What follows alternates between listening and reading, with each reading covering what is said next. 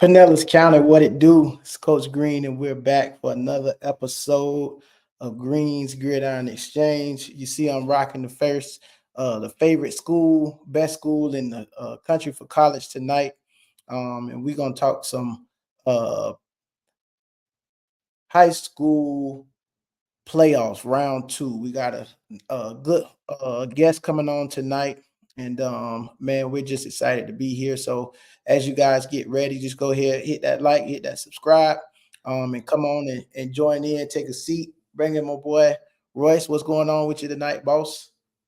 Oh, not much, man. Just doing some research on these games and preparing myself for Friday night in these playoffs.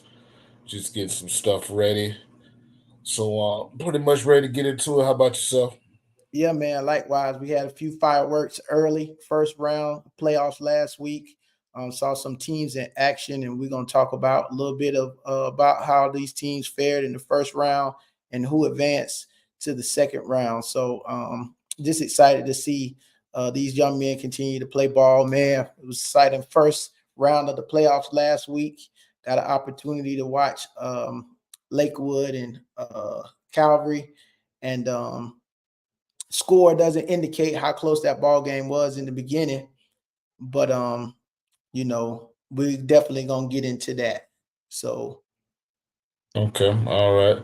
So yeah, before we get into that, we're just gonna go over our player of the year candidates and what some of them did last week. I didn't quite get some information about Jeff Jones yet, but I do know that he did end up going over 3,000 yards total yards for the season. I know that, but I didn't get his final numbers. Um, and don't mind these numbers next to these guys. We're going to be voting this year. We have probably about 25 voters so far. So we're going to be voting on the player of the year candidates once the playoffs are over. But right now we have Mr. Jacob Dracker, who went out there against Lakewood, threw for, I want to say, 406 yards. Also ran for a touchdown. So I want to say it was a total of about 5 touchdowns. Then we got Antoine Raymond. He finished out the season with a total of 1,884 yards, number two in the state behind Jeff Jones, of course. So next year we got two juniors who are going to be seniors next year, the top two in the state. So, it definitely should bring in a lot of recruiters. Um, I know that the other night, Mr. Raymond got an offer from Kansas. I know last week he got an offer from, I don't want to get it wrong. Let me go ahead and look that up real quick. He got an offer last week. yeah, I So think right now, I want to say Kansas he was is the he got one from NC State. So it? right Okay. now, I want to say outside of Sean Kono, he is the hottest running back recruit in the area. Then we got Mr. Sevillano. He's the Notre Dame commit out of CAI. He crossed the 100 tackle threshold for the season, even though they only played 9 games. Gave us 14 sacks, 65 tackles for loss. Um, and then you got Mr. Newton, who had a bye last week, so he did get to add to his stats. But of course, he was named first team for us, all PHMG. He was voted that. So he's still definitely in the running for players of the year. So these are our top five players. What who will be your top five right now, Green? Of course, Jeff Jones, Antoine Raymond, Jacob Drackett, of course, Shawnee Newton, and probably Savillano. The five that you have has just proved that they belong. Um, it dwindled down through the weeks. I think you had about 8 guys, 8 to 9 guys that you started with, and then it just kind of dwindled down to these five. And like I always say, these guys have put themselves in position to be in for a player of the year candidate. And now that Jeff Jones' season has come to a halt, and the way Drackett is playing, along with Raymond's season has come to an end as far as Sevillano. So the only two that's still in it, that's still playing and can produce numbers, Shawnee Newton and Jacob Drackett. So uh, I know those votes have gone in, and I don't know if votes will be swayed because these two young men still have games left to play. And it'd be funny if these guys, go all the way to the state championship and win it, if that plays a factor in the outcome of who wins the player of the candidate, player of the year award, with these guys still having games left to play. And like last week, Jacob Jackett easily threw for 400 and could have thrown for more against the Lakewood defense. And, that could have propelled him even, higher in the race for this player of the year. I just put out an award for him, the Golden Arm Award, just from what he's done throughout the season, and then watching him in person for the first time this year, and just was impressive. Saw him getting the ball with touch, stepping up in the pocket, delivering passes where only the receiver can get them, and just made it look easy all night. Didn't get dirty at all. Lakewood defense did not touch him, so he stood up right in the pocket and basically just picked them apart. And I said I can't let this young man go without getting noticed.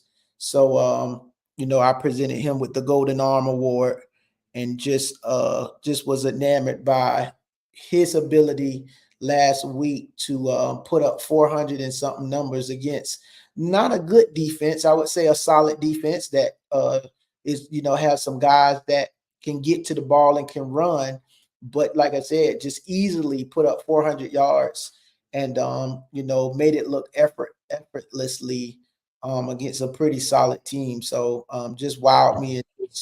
And watching him in action, you can just sit back in awe. Hats off to him, man.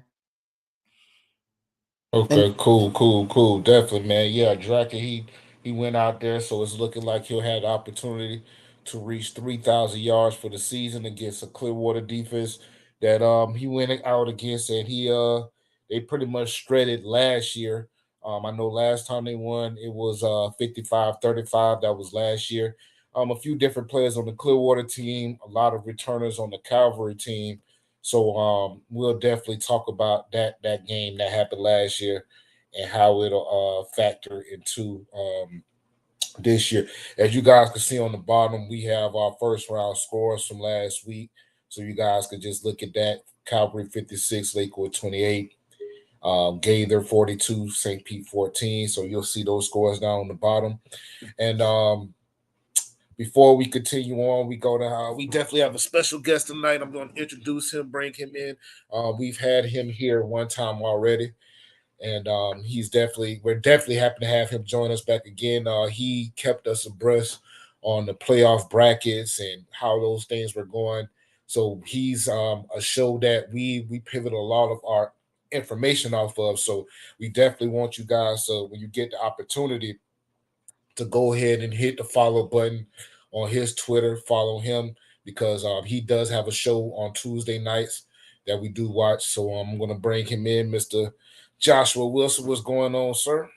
Good evening to y'all. I mean, hey, what's up, Josh? it's playoffs. Or it's been busy here. Let me edit that headline that way. It's not so much cutting my head off there. That way, there we go. Oh man. All right, but no, it's been busy. It's been crazy to think about. That we're going to regional semifinals, and next week is Thanksgiving. It's that time of year where it's just hard to believe where we're sitting there. We're thinking, okay, who really wants it now? And what you talk about Pinellas County specifically, I did not expect Palm Harbor to lay a goose egg in their first ever home playoff game. I did not think that would happen, not even by a million miles. But for Durant to come in there and make a statement like that, that was stunning in itself right there. And I to see that after everything that the Hurricanes have worked hard for this year, to get that first home playoff game and to exit out like that, that one left me scratching my head at the end of the night.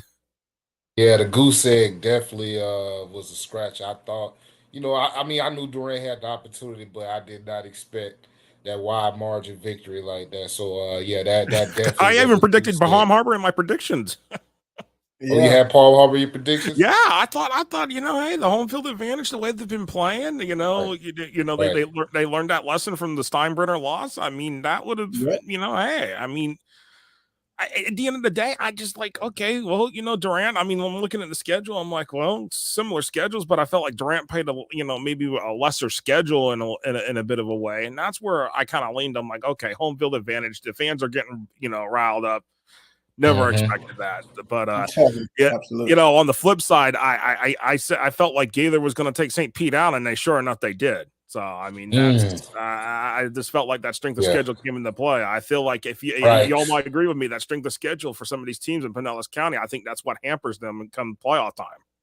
Yep. Right, Yep. and that's what we talked about last week, man. A lot of those records, people, these teams 6-4, 5-5, they were playing good teams. You know what I'm saying? So, and then of course you got Jace Nixon. He was the player of the year last year, so you can only expect,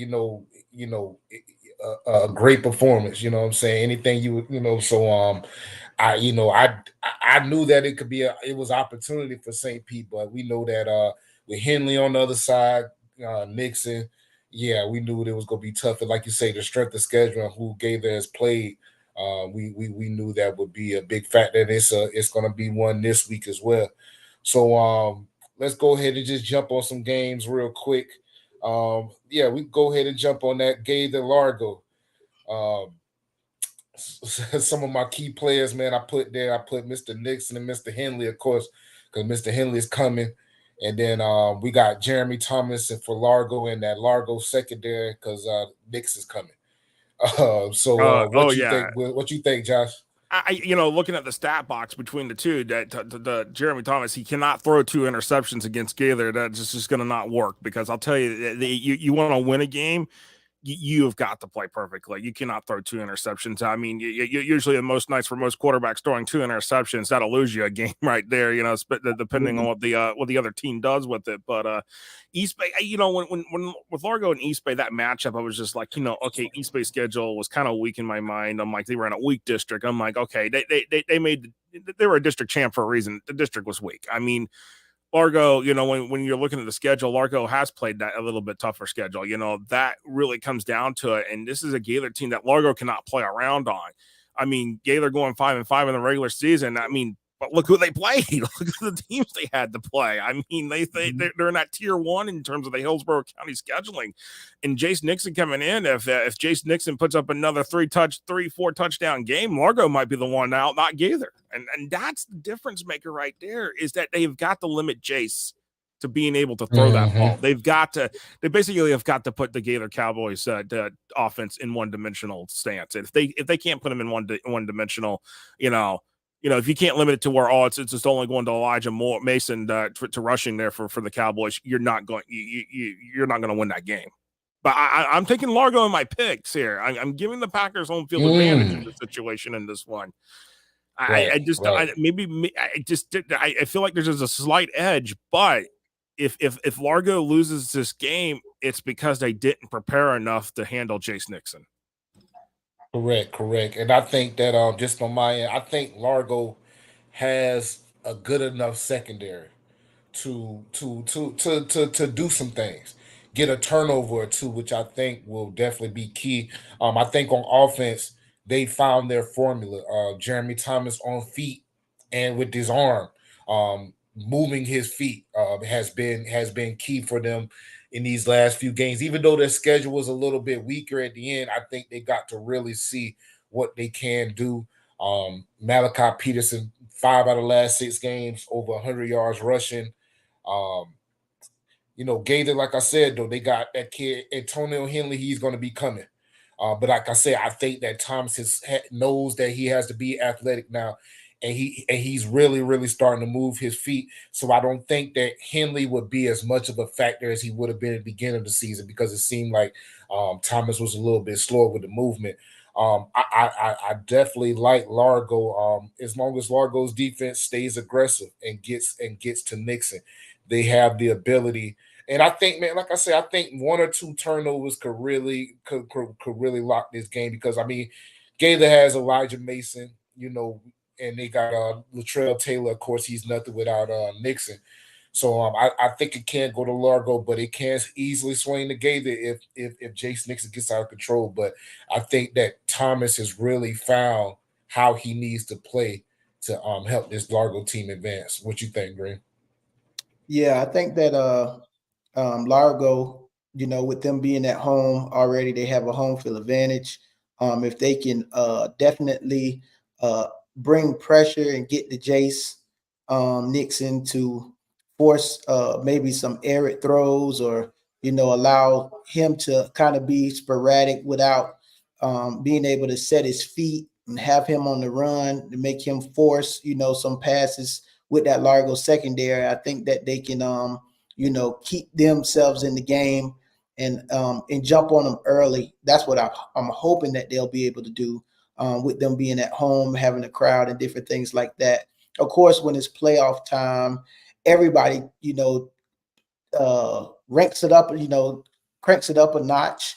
And, they're preparing just as Largo is preparing for them. So I'm pretty sure that they have something for Largo as far as to, counteract either way they try to attack them. So it's going to be an interesting game because Jace Nix is a battle tested quarterback. Even though he's a young guy, he's real poised. I like the way he throws the ball. He reminds me of a Brock Purdy. Like, he's not going to do too much.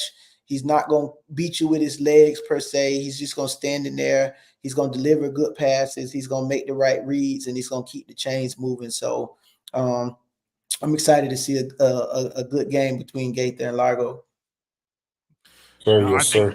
And I think so. And one thing for Largo to keep in mind, the Gaither averages 2.5 sacks a game. So you got to have that protection for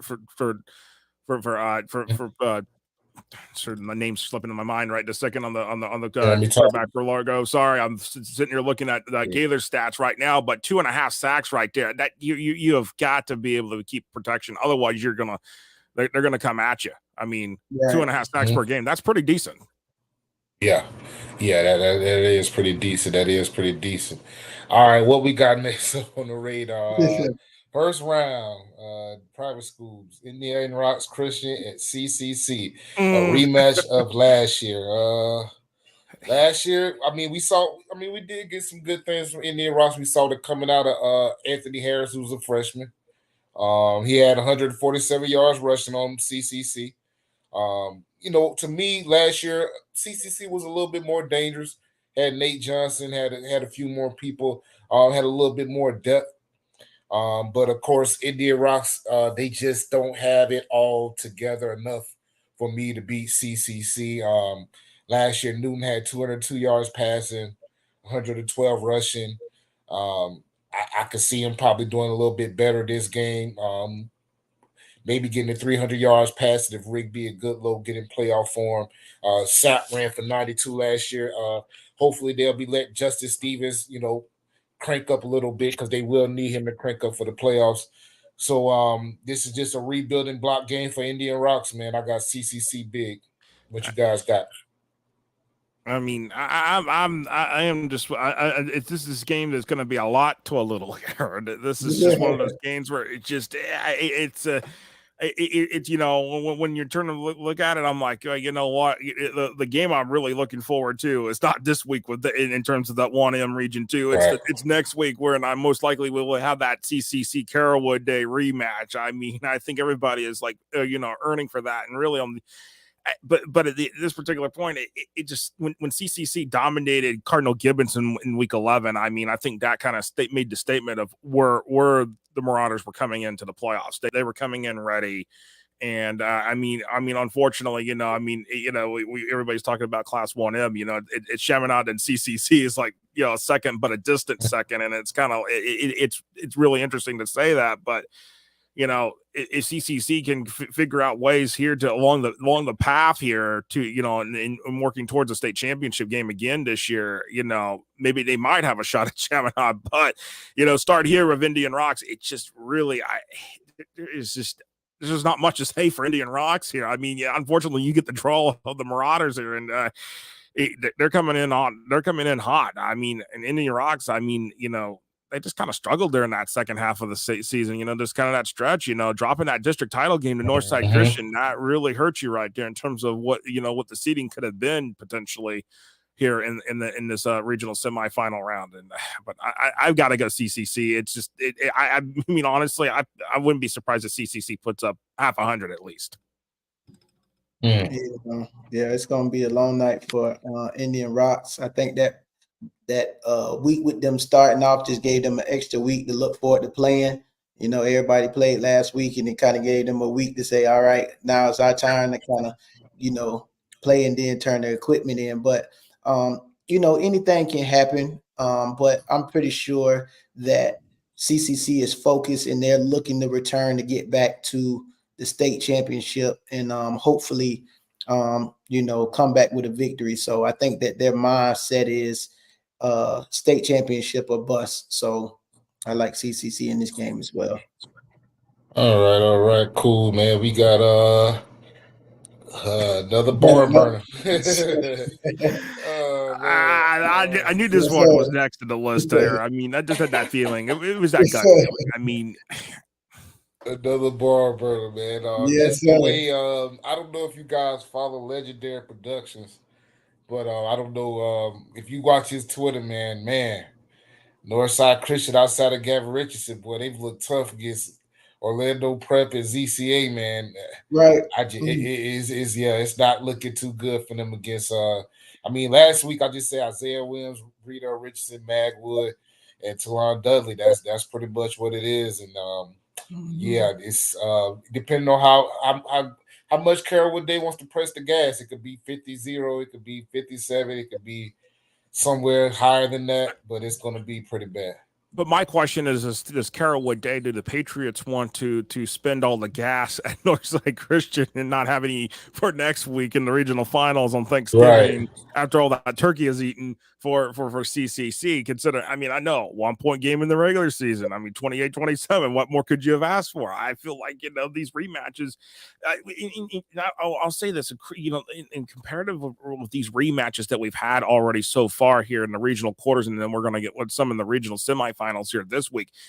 A lot of these rematches were much closer than what they were in the regular season, and that if that's any indicator, CCC has to be ready on the flip side of this for Carrollwood. Hey, how much is Carrollwood Day? Does Carrollwood go in and say, all right, we're going to play conservatively? We know we got Northside Christian here. We're going to play conservatively and not give CCC everything that we might be working on for them the following week. I mean, that is the big. I don't think they will have to. They won't have to. You know what I'm saying? They won't have to. But yeah, it's hard to beat any team twice. Whether they could show you the whole blueprint. It's still hard to beat any good team twice. So whether I think Carrollwood they're not even going to have to show, a couple big plays to Williams, a couple, turnovers, man. And I think that this is just Northside Christian's just not ready. It's not a bad team. Carrollwood Day is just that good. Yeah. What you think, Green? And I'm going Carrollwood Day here. That's my pick in here, and that's what I made my pick on last night on the Drive the State show, and I'm sticking with it here. Yeah, I think we all agree that Carrollwood Day is the most, the better team out of both teams. And I think if like ESPN College Game Day, if we can put the little emblem up of which team we think, I think we all would have the little mascot of Carrollwood Day. The Patriot mascot to be holding the little thing going up, man, just because I watched them play against CCC. And of course, like we all know, that game came down to it could have been tied, but they tried to go for a 2-point conversion and got stopped at the 1 yard line, or else that would have been CCC's only loss on their record. But Carrollwood, they came up short. But just the talent that they have, and just knowing that Magwood is going to spread the ball around, defense is knocking on all cylinders, and Northside just don't have enough to keep up with the caliber of players that Carrollwood Day has. So I like Carrollwood running away with that. Yes, sir. So our next game, we got two pretty big games. Northeast at Jesuit. What you think? I'll let you start on this one, Green. What you think? Well, I actually got the inside scoop on that Pinellas Park and North Jesuit game from last week, and it was a close game. The score really didn't indicate from what I was told. The defense gave up 19 points, and then after that, it was the offense, 2 pick sixes and a punt return. That was the cause of that game. That kind of doomed Pinellas Park. Um, but I'm saying all that to say that if Northeast can just hang in the first and kind of push Jesuit as much as they can, maybe create some turnovers. Um, maybe it can be close, but Jesuit is gonna, of course, bring the crowd. They're gonna have they have everything they need to be successful. From hearing what Pinellas Park had to go through, from them not even having any trainers, they had to use some of Jesuit trainers last week, and it's just they have everything they need over there to be successful. And I think ultimately they Jesuit will be the team that beat them, but I think it'll be the program that beats Northeast, if that makes sense. Them having good coaching staff, them having well trained guys, them having well coached guys, them guys being fundamentally sound and having a solid quarterback to lead them. I think that's the difference in this game. And I think they jump out on Northeast, and Northeast will push them, but I don't think Northeast will have enough to keep up with Jesuit. Yeah, that's the thing. It's Jesuit has everything in the toolbox. They have the complete toolbox of how to build a program, how to run a program, how to win a program, how to win a state championship of a program, as we have seen here over the last few years. And that's the key difference maker. And then, that leads to the proverbial question is when will a Pinellas County team win a state championship? I mean, they've been so close so many times. It's just figuring out how to play that full 48 minutes and get there and win and hoist that state championship trophy up. And this is the thing, when you got a team like Jesuit, and for Northeast, I mean, Sean Davis has done a great job there with the Vikings as head coach, don't get me wrong, but I mean, when you're hearing about a team from Pinellas County, or a team from anywhere for that matter, having to use another team's trainers because they don't have their own trainers, that tells you where the differences are right this second, in terms of where teams are at, and where school districts are at in terms of putting things in place to make teams even better on the field. And it's becoming more of the haves and the haves nots in some ways in this situation. And for Northeast, it's gonna be, it could end up being a similar situation this week like it was for Pinellas Park last week. It's just what defense gets them early to gets them to commit those turnovers, and then it goes offense, and then after that it's all over with. And this is where I'm sorry any Northeast fans watching or listening, but Jesuit's my pick here, and it's because of Jesuit's ability and their coaching staff to win games when it's necessary to win those games. And right now, this is the necessary win games now, because it's either win or you go home. I think as far as and speaking of last week, this is the thing with Pinellas Park. I even though, like I said, defense only gave 19 points, your line gave up 2 sacks and 19 tackles to the defensive end from Jesuit. I mean, he's good, but 20 tackles, Peter Percent, he hasn't had that type of, and 2 sacks against a team that doesn't throw a lot. That's crazy. Major. That's crazy. That means he was crashing down to the point, and we couldn't take advantage of it. You know what I'm saying? And so it was a lot more to me. Than and even at Pinellas Park, watching them, unfortunately, they could be a little bit predictable when they do throw the ball. So just watching them on that end, I don't, Jessamine is good, but I've watched a little bit of P Park, and I think towards the end they got a very, very predictable triplet going to get his yards. Casanova, going to throw it to Burks, Green, whatever, and it got predictable. With Northeast, I think that they have the ability. I think Pinellas Park had the ability, but I think Northeast has the ability if Worley, because Worley has the experience.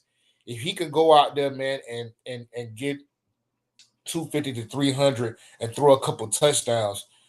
He has a hot Javion McKenzie. McKenzie, and probably in the last 4 games, you talk about 400, almost 500 yards.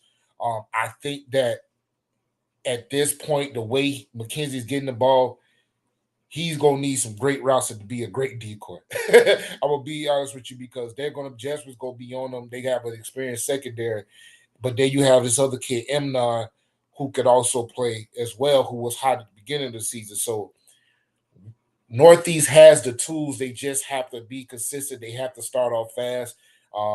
They have to dominate the line of scrimmage. It's a lot of different things they're going to have to do. But in the end, Jesuit, the way Griffin spread the ball last week, he used, multiple receivers.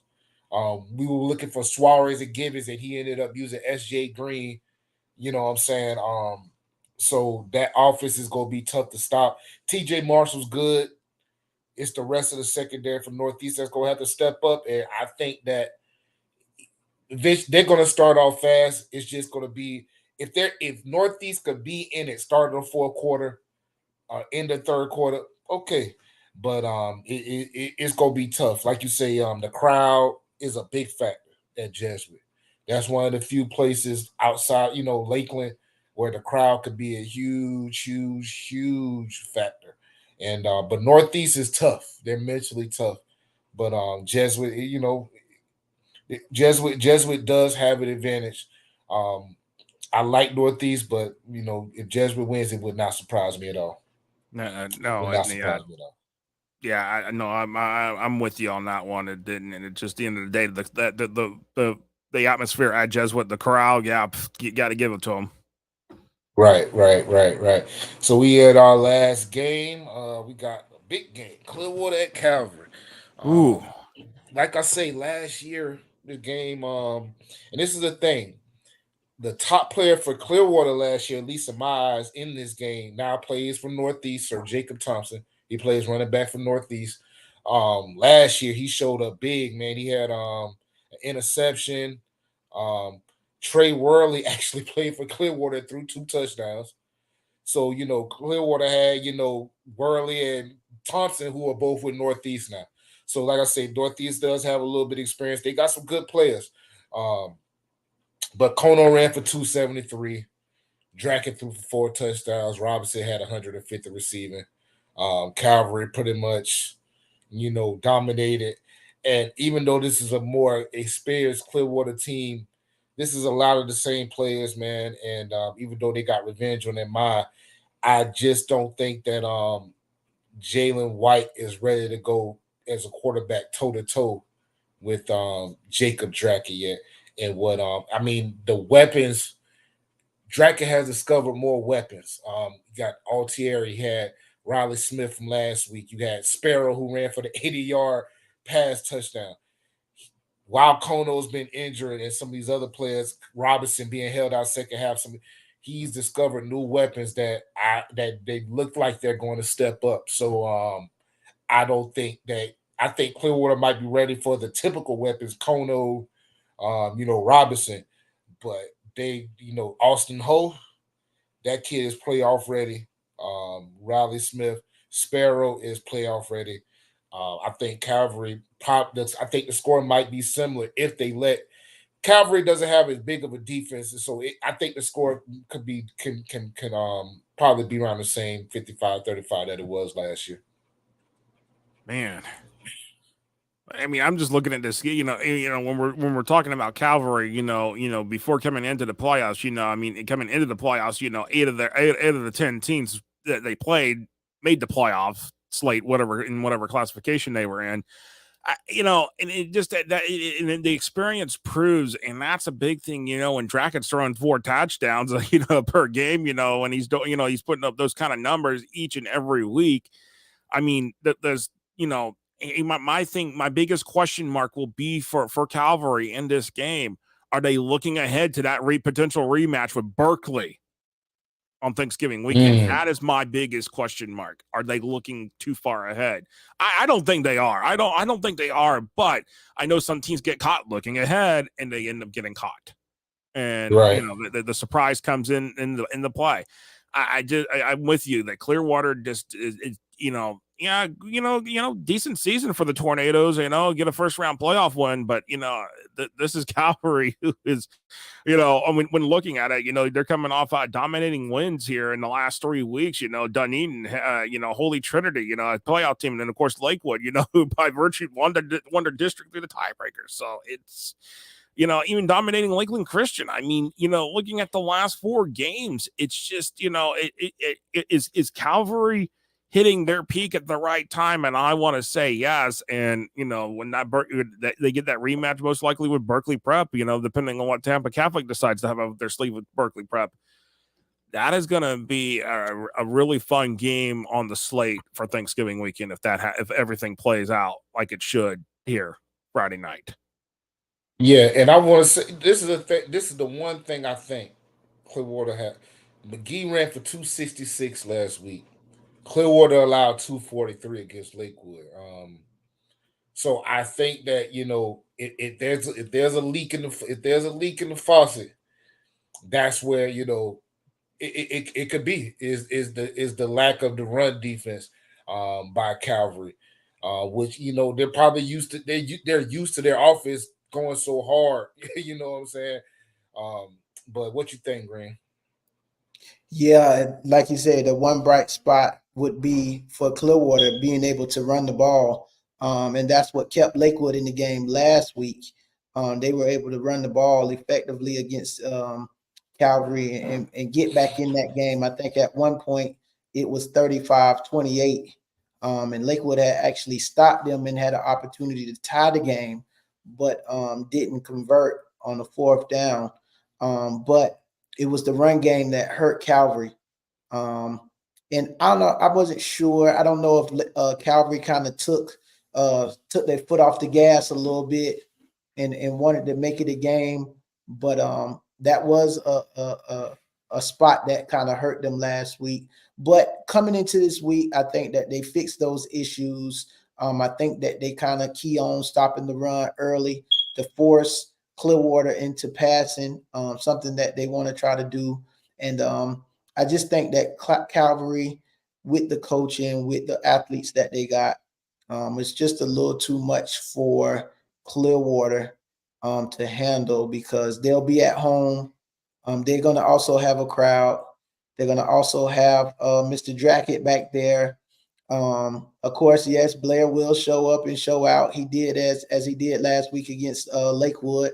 And they're solid across the board when it comes to, you got to keep up with Calvary, right? I don't see too many Pinellas County teams saying we're going to outscore Calvary, right? So now you have to press to keep up with Calvary, because Calvary can score in 2 plays, and you have to drive, and then they get the ball back and score in another 2 plays. And just like that, you're down 14-0. You know what I mean? So now you're trying to press to kind of match Calvary's their powerful offense. And I just don't see Clearwater being able to keep up with them. So I like Calvary to run away with this one and advance to the next round. Right. Definitely, man. And yeah. It's gonna be, yeah. Clearwater's gonna have a lot to keep up with. I think, like I said, I think McGee is gonna show up. I think what I'm saying, Clearwater has a big line. Like I say, it's just gonna be about whether they can touch Drackett, whether that D line with Noel Brown, Rosenborough, whether they can get the Drackett in. Man, Calvary's line, man, is looking phenomenal. I don't know if you guys saw that play where Sparrow broke out, but man, I had not he ran down. I don't know if you saw that, boy. He hit 2 quarterbacks, boy. He had him looking like a little bowling ball, little bowling Man, pins. I saw Yeah, the I'm like, physicality geez, man. of their Yeah, offensive line, and it was just that accompanied with the power running of Kono. He doesn't go down on one hit.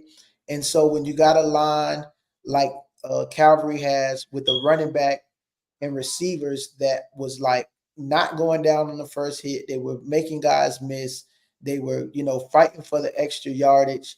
it just made it that much more difficult to stop, because when you think you got Kono in the backfield, he shakes off and he gets, 5 to 6 extra yards when you hit him in the backfield. He drags defenders with him down the line, and it's just when you have to worry about stopping the run, the pass, they go over your head. As soon as you think they pass, and they throwing screens and draws. So, they just have everything set up. Reggie Kroom and the guys over there, they do an awesome job. And man, they have exactly what they need to continue to move forward to get to the next round. So I definitely, again, like them against Clearwater this week. Right. Don't disagree there. Definitely, man. Well, man, that's our slate for the night, man. It's getting down towards the end. We know It's hard that to believe. At least, right, man. Clearwater Cavalry, they're going to knock each other out, so that's going to be automatic. Like I say, looking forward to, man, I don't want to talk like this, man. Looking forward to CCC and Carrollwood Day. I don't want to talk too far ahead, you know what I'm saying? But definitely looking forward to that. But hey, might be Indian Rocks at Northside Christian. Hey, who knows? We'll see what happens Friday night, guys. Hey, I mean, Friday night is going to be lit. Gonna be lit, man. So, man, Mr. Wilson, man, I definitely thank you for joining us again, man. Add some flavor to the show. Josh. No, I appreciate it. And of course, Friday night, all the scores on FortHSFootball.com, and of course, brackets, everything else, playoff stuff. It'll be going rolling, and then we'll get ready for Thanksgiving. And the annual tradition of the turkey gobblers rating the games from 5 turkeys to 1 turkey will be back again. So the best playoff games will get the 5, and the ones that were usually like, nah, this is not it. We'll get that 1 turkey. I don't try to give 1 turkeys away. You gonna be going up to Tallahassee? I will be going up to Tallahassee next month for the state championships, all 9 games. Looking forward to some great coverage there that we'll have here on FortHSFootball.com, and be looking forward to being there at Bragg Memorial Stadium. It'll be a good time there. All 9 classes, finally, all state championship games in one place instead of having to go between Tallahassee and Fort Lauderdale. Right, that's what's up. So yeah, we'll definitely be watching, man. From here, man, we make sure we check you out, because you will be our coverage for us. So we'll be pushing that, man. So once again, man. Hey, Josh, I got a quick question for you. Would those scores and stuff be live like during the games, or is it the finals that get posted on you guys' website during during the state championship games, or just during the thing? Because we'll have what we'll do during usually is what thing, and my helper Chris, he'll be helping with pushing scores. I actually will be at a playoff game on Friday night. I'll be at Buchholz Ponte Vedra, also doing that broadcast for NFHS Network, as well as streaming that. But the games, the scores that you'll see, some of the score will be score updates coming. Obviously, people at the games like y'all, whoever else is at games, updates coming in from the fans updating through Score Stream. So it's kind of all a team effort. As I say, it takes a village here, and that's what we do here. So that way we can kind of keep high school fans updated around the state. And of course, during the state championships, it'll be keeping the scores updated in real time as the scoring happens and the big plays happen there at Bragg Memorial. All right, cool, man. Yeah, we'll definitely be tagging you, man, whatever we see. So we'll talk to you, man, and we look forward to see everybody on Friday. Appreciate it. All right, man. Thanks, appreciate it, guys. Take care. You too, man.